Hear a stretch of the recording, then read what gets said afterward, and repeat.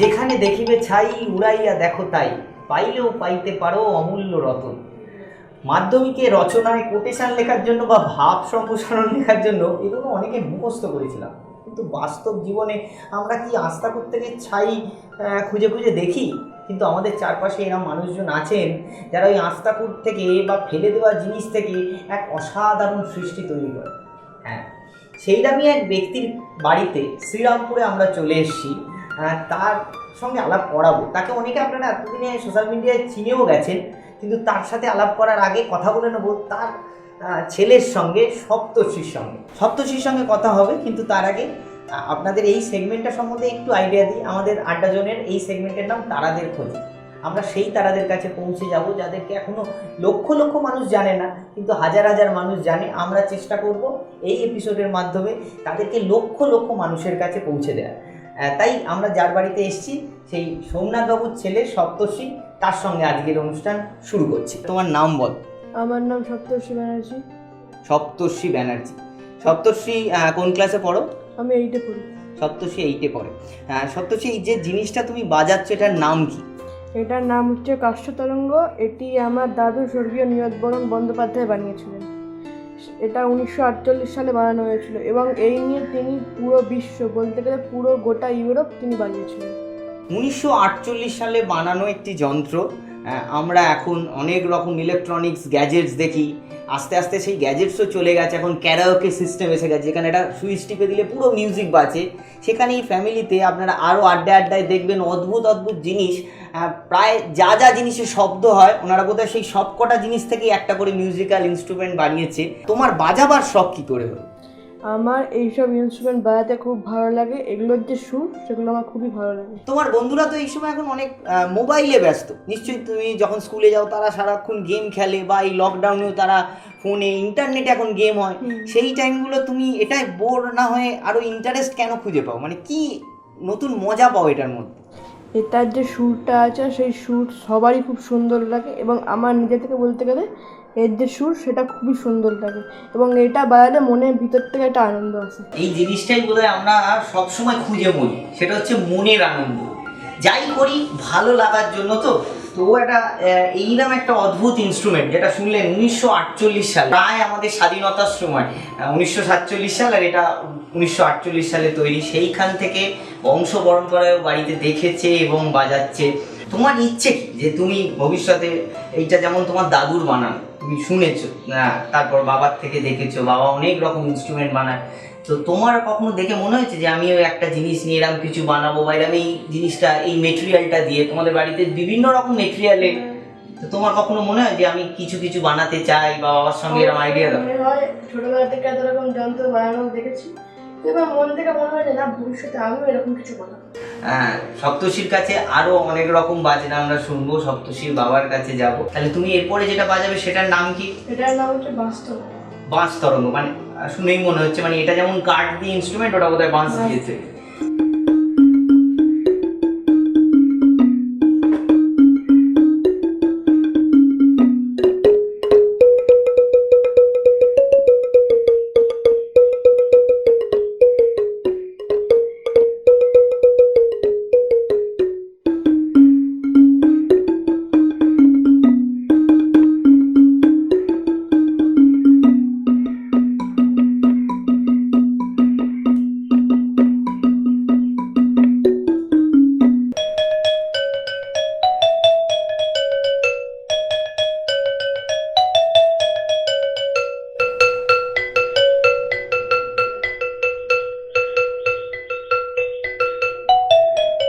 সপ্তর্ষির পর সপ্তর্ষির এই অনুপ্রেরণাটা কোত্থেকে এসেছিল, সেইটার সন্ধানে আমরা পেয়ে গেছি সপ্তর্ষির বাবাকে, সোমনাথ বাবুকে। কদিন আগে সোশ্যাল মিডিয়ায় যখন প্রথম ওনাকে দেখি, আমার দেখে ছোটোবেলার একটা কথা খুব মনে পড়েছিল। সেই সিনেমাটা ছোটোবেলা কেন, আমাদের বড়দেরও প্রিয় গুপি বাঘার সিনেমা। গুপি বাঘার তালি দিয়ে যেখানে ইচ্ছে চলে যেত। ওনাকে প্রথম দেখে আমার ওইটা মনে পড়েছিল যে তালি দিয়ে এরকম যা ইচ্ছে গান বাজানো যায়, এবং সেটা ওনার নিজের হাতের তৈরি। উনি একটু আগেই ক্যামেরার পেছনেও আমাকে বলছিলেন যে এরম ইনস্ট্রুমেন্ট তুমি সার্চ করে ইন্টারনেটে কোথাও পাবে না। সত্যি সেই জিনিসের স্রষ্টা সোমনাথবাবু, তার থেকে জেনে নেব আপনাদের এই অদ্ভুত অদ্ভুত মিউজিক্যাল ইনস্ট্রুমেন্টের একটু ঐতিহাসিক প্রেক্ষাপটটা যদি একটু শেয়ার করেন আমাদের সবার সাথে। দেখুন, আমার সম্বন্ধে বলতে গেলে বা এই যন্ত্রটার সম্বন্ধে বলতে গেলে তাহলে আমাকে একটু পিছিয়ে যেতে হবে। কারণ আমার বাবা একটা সময় জাইলোফোন প্লেয়ার ছিলেন। উনি নিজের হাতে কাঠ কেটে উনি একটি ইনস্ট্রুমেন্ট তৈরি করেছিলেন, যার উনি নাম দিয়েছিলেন কাষ্ঠতরঙ্গ। সেটা বলছিল আপনার ছেলে হ্যাঁ, 48 সালে বানানো। 1948 সাল। ওটা আনুমানিক তখন বাবার বয়স হবে 24 থেকে 25 বছর। এই বয়সে তিনি ওই ইনস্ট্রুমেন্টটা উনি তৈরি করেছিলেন। তার আগে উনি অনেক কিছু করতেন, যেরকম সানাই বাজাতেন, একটু গান টানও করতেন, এই সমস্ত করতেন। ওনাদের পূর্বপুরুষেরাও কিন্তু এই গানের জগতের মধ্যেই সবাই ছিল। তো যাই হোক, এইটা করার পরে উনি বিভিন্ন গুণী মানুষের সাথে উনি সংস্পর্শে আসেন, যেরকম রবিশঙ্কর, তারপরে হচ্ছে অর্কেস্ট্রা জগতের স্রষ্টা হচ্ছে তিমির বরণ, হ্যাঁ। তো এইরকম গুণী প্রচুর মানুষ। তারপরে হচ্ছে ফিল্ম লাইনে আলী আকবর, অনুপম ঘটক, এরকম প্রচুর মানুষের সাথে উনি কাজ করেন। 1960 সালে লক্ষ্মীনারায়ণ একটা সিনেমার উনি মিউজিক ডিরেক্টরও ছিলেন। এরকম প্রচুর ওনার কাজকর্ম রয়েছে, সে অত ডিটেলে যাচ্ছি না। তো 1965 পর উনি আর কোনো দিন সঙ্গীতের জগতে আর ফিট যেতে পারেন। মানে সেইভাবে যে ওনার একটা এতটাই শরীর খারাপ হয়ে যায়, যে ভেঙে যায়, অসুস্থ হয়ে পড়েন, তারপর বাইরে গিয়ে যে প্রোগ্রাম করবে বা কিছু করবে, তো সেটা করার মতো ক্ষমতা ওনার ছিল না। আমার জন্ম 1968। তখন সংসারের অবস্থাটা এতটাই খারাপ হয়ে যায় যে বাবারই এক বন্ধু মাকে সার্ভিস দেয়, শ্রীরামপুর ইএসআই হাসপাতাল, হ্যাঁ, এখানে মাকে সার্ভিস দেয়। তো সেই সুবাদে আমরা 2 ভাই আর 2 বোন, তো 2 ভাই আমরা শ্রীরামপুরে চলে আসি। আর বাবা বেলেঘাটাতেই থাকতেন, তো বেলেঘাটাতেই রয়ে গেলেন, 2 দিদিকে নিয়ে রয়ে গেলেন। তো আমাদের এই যাতায়াতটা ছিল। তা আমার মনে আছে যে 1976 সাল, যেটা ওই বাস তরঙ্গ ছেলে একটু আগে বাজাচ্ছে, 1976 সাল। তো আমরা 2 ভাই বেলেঘাটায় গেছি বাবার কাছে, বাবা ওই দেখাতেন কীভাবে ইনস্ট্রুমেন্ট তৈরি করতে হয় না হয়, এগুলো উনি দেখাতেন। ওপর দিকে কাটলে তার কি আওয়াজ হবে, যদি আমি সাইড থেকে কাটি তার কি আওয়াজ হবে, এগুলো বাবা দেখাতেন। হাতে কলমে বিজ্ঞান একদম ছোটোবেলায়। তো আমার তখন 1976 সাল, আমার তখন বয়স 8 বছর। তো বাবা কী করলেন, আমাদেরকে সাথে নিয়ে দোকানে গেলেন। দোকানে গিয়ে একটা বড় বাঁশ কিনে নিয়ে গেলেন। বাঁশটা হচ্ছে তলতা বাঁশ।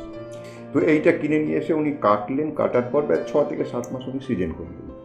সিজন করার পর আমাদের 2 ভাইকে সাথে নিয়ে, তো বাবা এই যেভাবে আপনি দেখলেন বাঁশ তরঙ্গটা, সেইভাবে চিড়ে চিড়ে চিড়ে চিড়ে উনি আস্তে আস্তে আস্তে আস্তে টিউন করলেন। করে ওটা বললেন যে নে, এটা নিয়ে তোরা এবার বাজা। 1985 মাধ্যমিক পাস করি আমি। করার পর শ্রীরামপুর কলেজে ঢুকলাম। শ্রীরামপুর কলেজে নবীন বরণে বাজালাম, খুব সারা পেলাম ওই বাস তরঙ্গটা নিয়ে। এছাড়া যেখানে আমরা প্রোগ্রামে গেছি, প্রোগ্রাম যখন শেষ হতে না হতেই মানুষ উপরে মানে পড়তে, একটা বাঁশ দিয়ে এত সুন্দর শব্দ বেরোচ্ছে, সবাই অবাক হয়ে। তো যাই হোক, 1985 পর আমার সঙ্গীত জীবন শেষ। তারপর আমি কোনো দিন ভুলেও ওই বাঁশ তরঙ্গে আর আমি স্পর্শ পর্যন্ত করে দেখি।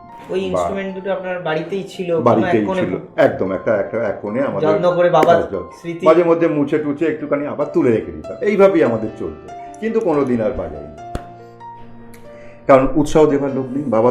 বাবা মারা গেছেন 1982 সালে, মাত্র 60 বছর বয়স। এই সমস্ত কিছুই আমি জানতে পারি বা আমরা জানতে পেরেছি পরবর্তীকালে, সব কিন্তু পেপার কাটিং থেকে। তো আমার স্ত্রী জানতেন না যে আমার বাবা একটা সময় খুব নামকরা শিল্পী ছিলেন, বা আমরা ছোটোবেলায় কিছু গান বাজনার সাথে যুক্ত ছিলাম, বা ওনার সৃষ্টি 2টো ইনস্ট্রুমেন্ট যে আমাদের ঘরে আছে, এটা উনি কখনোই জানতেন না। 2008-এ আমার ছেলে হয়।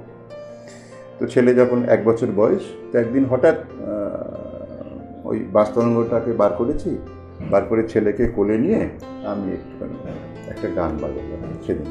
তো সেই প্রথম ও জানতে পারলো যে আমাদের ঘরে এটা, এই যন্ত্রটা সম্বন্ধে ওর কিউরিওসিটি জাগলো। শ্বশুরমশাইয়ের সম্পর্কে সব কাছ থেকে জানতে পারলাম। তখন থেকেই ওকে উৎসাহ দিলাম যে তোমাদের এই যেটা হারিয়ে গেছে সেটা আবার নতুন করে তুমি শুরু করো।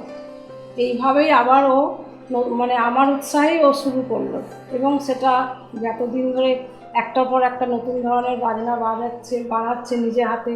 এবং ছেলে আর আমার হাজব্যান্ড দুজনেই এই জগতে মোটামুটি আমি সোশ্যাল মিডিয়ার মাধ্যমে ওরা যথেষ্ট পপুলার হয়েছে, এটা আমার কাছে একটা গর্বের বিষয়। আপনার প্রথাগত মিউজিক্যাল শিক্ষা কোনো সেই অর্থে মানে যা ওই বাবার কাছে ওই একদমই দেখে শুনে যতটুকু বেলেঘাটায় যাওয়া হচ্ছে দেখা হচ্ছে একদমই তাই। আমরা কারোর কাছে কোনোদিন শিখিনি।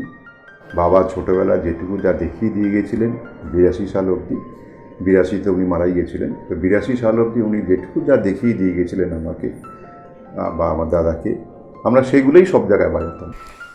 তো এই করতে করতে করতে করতে ও বারবারই বলতো, তো করতে করতে করতে এই ঘরেই মেঝেতে সেরামিক টাইলসের কাজ চলছে।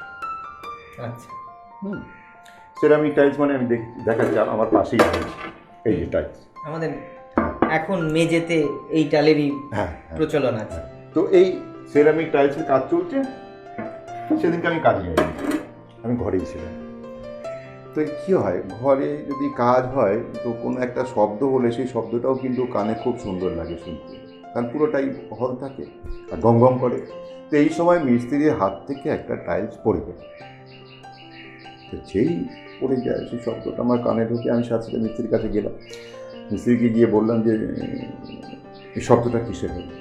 মিস্ত্রি বললো, বাবু এই টাইলসটা পড়ে গেছে, দেখুন ভাঙেনি কিন্তু, যা হয় আর কি। আমি বললাম তুমি এক কাজ করো, টাইলসটা যেভাবে পড়েছিল তুমি সেইভাবে আরেকবার ফেলো। এবার ওর যেটা করে আর কি, না বাবু আর পড়বে না, ভাঙবে না। বললাম গেলে তো আমার চাপ, তুমি ফেলো আবার। তো আবার ওই টাইলসটা ফেলে, কিন্তু একই শব্দটা শোনার পর আমার মনে হলো যে তাহলে তো বাজতরঙ্গের তো আমাদের তো সেই বাক্সটা রয়েছে। আচ্ছা, মিস্ত্রিকে বললাম সাথে সাথে তুমি এইভাবে কিছু আমাকে ফালি করবে। তো এরকম 4-5টা ফালি আমি করলাম। এবার বাজতরঙ্গের তো সেই বক্সটা রয়েছে, সেই বক্সের ওপর বসিয়ে আমি যেই স্ট্রোক করলাম, এই সুন্দর তো আওয়াজ।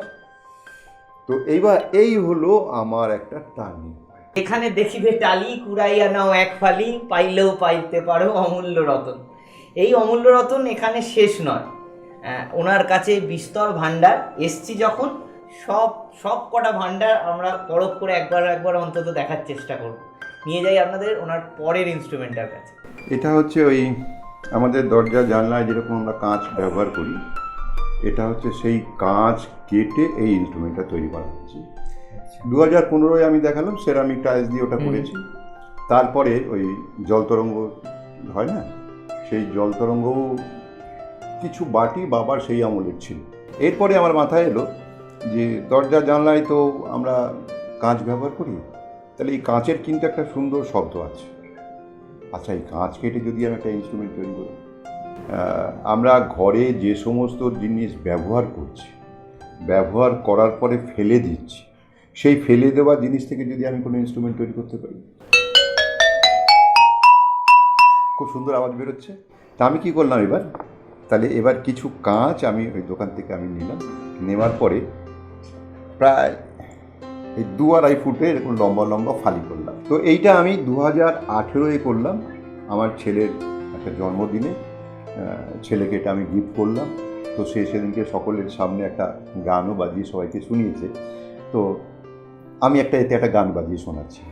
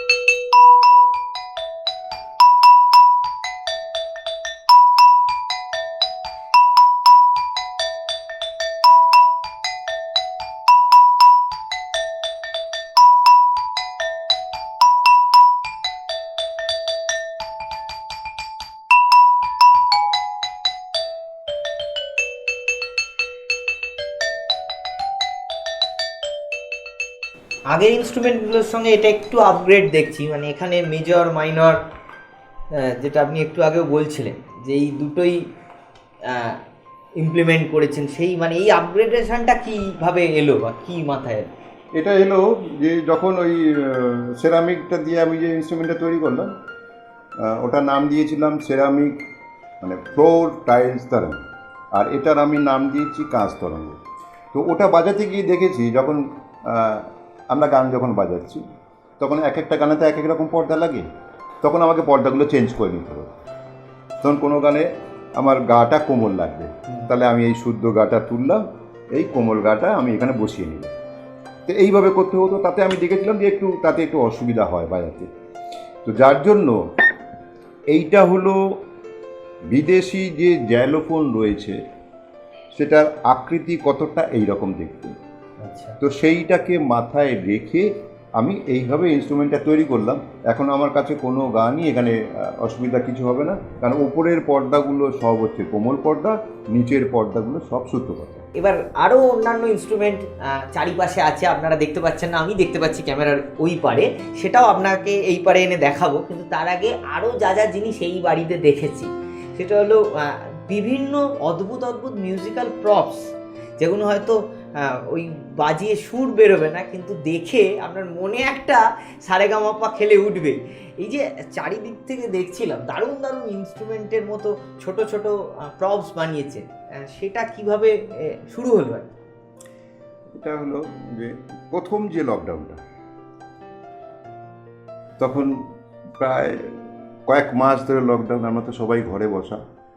আর তখন কি হতো, আমরা খুব ভালো মন্দ খাচ্ছি ঘরে বসে, আর কোনো কাজ নেই। তো এই করতে করতে তো একদিন একটু নাড়ু খাবার ইচ্ছা হলো। তো ওয়াইফ বললেন, তাহলে তুমি বাজারে যাও, একটা নারকেল নিয়ে আসো, নিয়ে এসে আমি নাড়ু করে দিচ্ছি। বাজারে গেলাম, তো এবার নারকেল দোকানে গিয়ে আমি দেখছি হঠাৎ একটা নারকেল দেখে মানে কি বলবো, আমি প্রায় চমকে উঠলাম। মানে ওই নারকেলতে ছোবরা ফোবরা সব রয়েছে। দেখুন, বড় শিল্পী তো কখনো হতে পারবো না বা হতে পারিনি, কিন্তু শিল্পী একটা মন আছে, তার দৃষ্টি সবসময় কিন্তু সেই দিকেই থাকে। তা আমারও তাই। ওই নারকেলটা দেখার পরে আমার মনে হলো যে ওই শেপটা যেন আমার মনে হচ্ছে যে ওই বাংলা ঢোল, এই গুপি গাইন বাগাবাইনে যে এক হাতে কাঠি দিয়ে এক হাতে বাজাতে হয়, তো সেই শেপটা আমি চোখের সামনে দেখতে পাচ্ছি। সেই নারকেলটা নিলাম, আমি নিয়ে এসে ঘরে নিয়ে এলাম, নিয়ে এসে ঠিক মাপ করে আমি দুপাশে কাটার পর মনে হলো তাহলে তো দুপাশে চামড়া দেওয়া থাকে, তা আমাকে চামড়া ব্যবহার করতে হবে। তো আমরা দোকানে গেলাম, গিয়ে দেখলাম ওরা চামড়া কীভাবে ব্যবহার করে। তো সেটা দেখলাম, দেখার পরে সেখান থেকে ওদেরকে বললাম যে আমাকে একটু চামড়া দাও, সব চেনাশোনা। তো আমি কিনেই নিয়ে এসেছি চামড়া। তো ওরা বললো কী করবে? আমি বললাম একটু নারকেলের মালাতে আমি একটু এক্সপেরিমেন্ট করবো। বললো তাহলে তুমি ছোটো তো নারকেলের মালা? আমি বললো হ্যাঁ। বললো তাহলে তুমি ছাগলের চামড়া, এটা পাতলা, তোমার লাগাতে সুবিধা হবে। তা আমি সেই ছাগলের চামড়া নিয়ে আসি, নিয়ে এসে নারকেলের মালায় লাগাই। তারপরে আরেকটা বলছি, আমি দেখাচ্ছি, তার আগে বলে নিচ্ছি। যেহেতু আমরা ঘরে অন্নপূর্ণা পুজো করি, তো একটা সময় কী করতাম, এখন হয় না, সময়ের অভাবে হয় না, একটা সময় কী করতাম, অন্নপূর্ণার যে সাজ, আমরা দুই ভাই সেই সাজগুলোকে আমরা করে ফেলতাম। তাহলে ওই যে জড়ি টড়ি চুমকি টুমকি এসব কিন্তু ঘরে সবসময় আমাদের কাছে থাকে। আমি এবার দেখাচ্ছি। এই হচ্ছে বাংলা।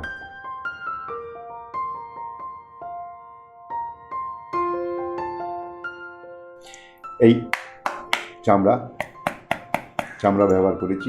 এটা যে কেউ দেখে কিন্তু সে এক কথায় বাংলা ঢোলের কথাই বলবে। ঠিক যেভাবে ওই জিনিসগুলো তৈরি হয় তার প্রসিডিওর মেনে, একদম যেরকম এই দড়ি যেভাবে টানা হয়, এগুলো আমি জড়ি বসিয়েছি, এগুলো জড়ি। আর এগুলো যে তামার সরু ওয়ারিংয়ের তার কিনে নিয়ে এসেছিলাম, করে ওটাকে রিং করেছি, রিং করে এই টেনে এই লাগাচ্ছি। আর যেহেতু চামড়া আছে যার জন্য কিন্তু এর একটা শব্দও রয়েছে। এইটা কিন্তু আমার জীবনের আর একটা মোড় বলতে পারি। আমি আগে কোনো দিনই ভাবিনি যে নারকেলের মালা থেকে আমি কিছু ইনস্ট্রুমেন্ট তৈরি করব, সেগুলো ঘর সাজানোর জন্য, শোপিস, আমি কখনোই ভাবিনি। তো ওইটা দেখার পর, যেরকম ওই সেরামিক টাইলস, এটাও ঠিক হচ্ছে তাই। আরও কি করলাম যে এবার এই যে খড়খড়ে যে নারকেলের মালা যেটা রয়েছে, এইটাতে উডেন যে পালিশটা হয়, আমি কিন্তু এই উডেন পালিশটা এর মধ্যে লাগিয়ে দিলাম। তাতে কি হলো, এটা শাইনিংও হলো, দেখতেও সুন্দর হলো।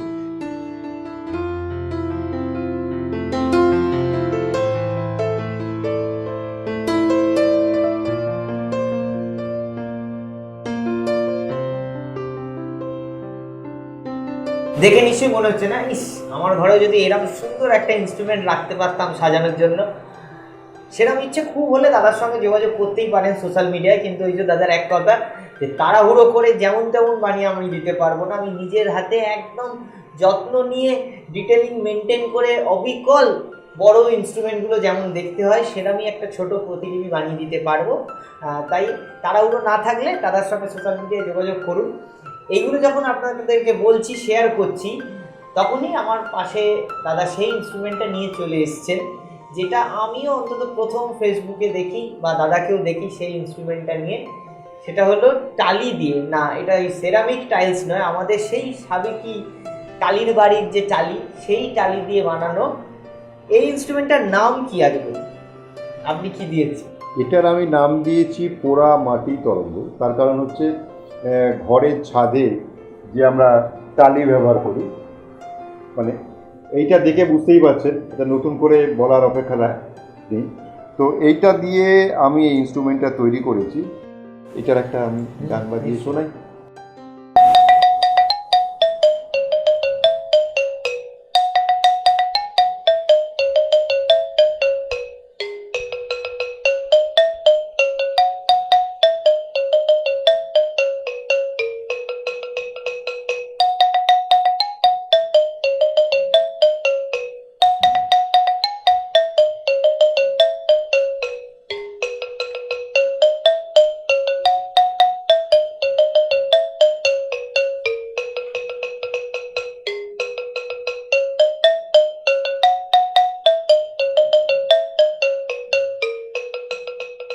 দারুণ, শুনলে চমকাচ্ছেন। আরও চমকানো বাকি আছে, কারণ দাদার এই রিসার্চ, বিভিন্ন ধরনের জিনিস নিয়ে বানানো এই প্রকল্পগুলো চলছে। অনুষ্ঠানের শেষে তার একটা গ্লিমসে দেবো, কিন্তু তার আগে একটু অন্য জিনিস জিজ্ঞেস করার। আপনাকে আমরা টিভির পর্দায়, রিয়েলিটি শোয়ের মঞ্চে দেখেছি, এই যে আপনি সেই অর্থে আপনার মিউজিক্যাল লাইফ যেটা বলছিলেন যে দ্বিতীয়বার নতুনভাবে শুরু হল, তো এখনও অবধি আপনার এই বানিয়ে তো একটা তৃপ্তি আছে, তাছাড়াও মানুষের স্বীকৃতি তো ভালো লাগে, যে যার জন্য করছেন, যে বৃহত্তর মানুষ দেখবে, ভালো বলবে। কি পাওয়াটা আপনার কাছে মনে হয় যে খুব সবচেয়ে তৃপ্তিদায়ক, যে এই জিনিসগুলো করলাম, এইরকম একটা অ্যাচিভ হলো, এইটা এখনো অবধি খুব তৃপ্তিদায়ক নিজের কাছে? আসলে ব্যাপারটা হলো যে আমাদের এখানে ভারতবর্ষে এর চলটা একেবারে নেই বললে ভুল হবে, আছে, এর চল আছে। অনেকেই টুকটাক এরকম ইনস্ট্রুমেন্ট তৈরি করে। কিন্তু বিদেশে দেখবেন যে এই ধরনের ইনস্ট্রুমেন্ট প্রচুর কিন্তু মানুষ তৈরি করছে, বিভিন্ন ধরনের। আমি যেগুলো করছি হয়তো এই টাইপের না, তাদের মতো করে তারা করে নিচ্ছে, হয়তো তারা পারফর্মও করছে, আবার নিজের ভালো লাগার থেকেও করছে। আমার মোদ্দা কথা হলো, ঘরে যে সমস্ত জিনিস আমরা ব্যবহার করছি, ব্যবহার করার পর ফেলে দিচ্ছি, সেই ফেলে দেওয়ার জিনিস থেকে ইনস্ট্রুমেন্ট তৈরি করা, এটা আর কিছুই না। এটা এই ধরনের, মানে আমার পরপর আমি কতগুলো তো দেখালাম, এরপরে আমার আরও অনেক রয়েছে যেগুলো এখনও রিসার্চ চলছে ওগুলো। তো আমার ভালো লাগার অর্থ হলো যে যদি এইটা দেখে কোনো মানুষ যদি উৎসাহিত হয়, সে যদি পড়তে চায়, তাহলে এর থেকে আমার কাছে বড় পাওয়া কিন্তু আর কিছু হতে পারে না।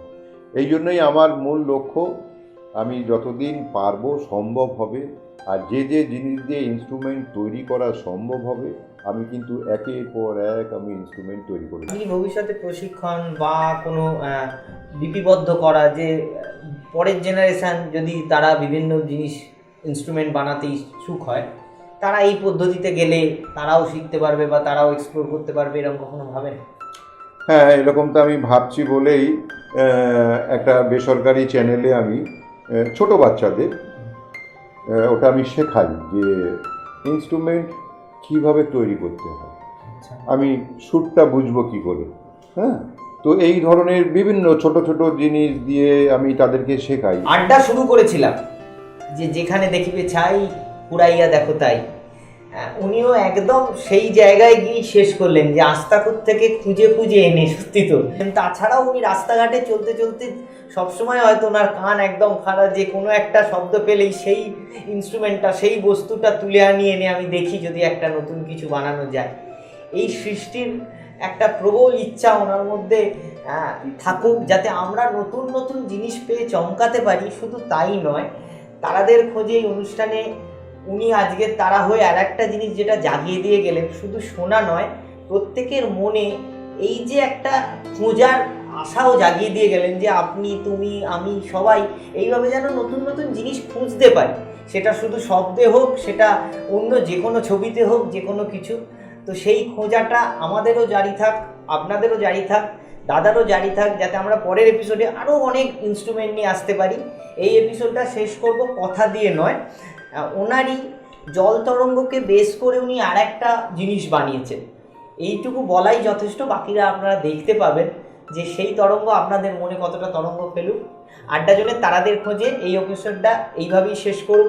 পরের এপিসোডে আবার নতুন কাউকে নিয়ে দেখা হবে আপনাদের সাথে। দাদাকে আরেকবার অসংখ্য ধন্যবাদ আমাদের এতটা সময় দেওয়ার জন্য, টালি বাজানোর জন্য। জায়গাটা কিন্তু এনটালি নয়, শ্রীরামপুর। আপনারা এসে ওনার সাথে আড্ডাও মারতে পারেন। উনি সবাইকে এইভাবে সাদরে গ্রহণ করেন, কারণ উনি এটা ভালোবাসেন ওনার এই শিল্পটা ছড়িয়ে দিতে। তাই আমরাও একটু ভাগ নিলাম। আপনাদেরকে অসংখ্য ধন্যবাদ। দেখা হবে পরের এপিসোডে। নমস্কার।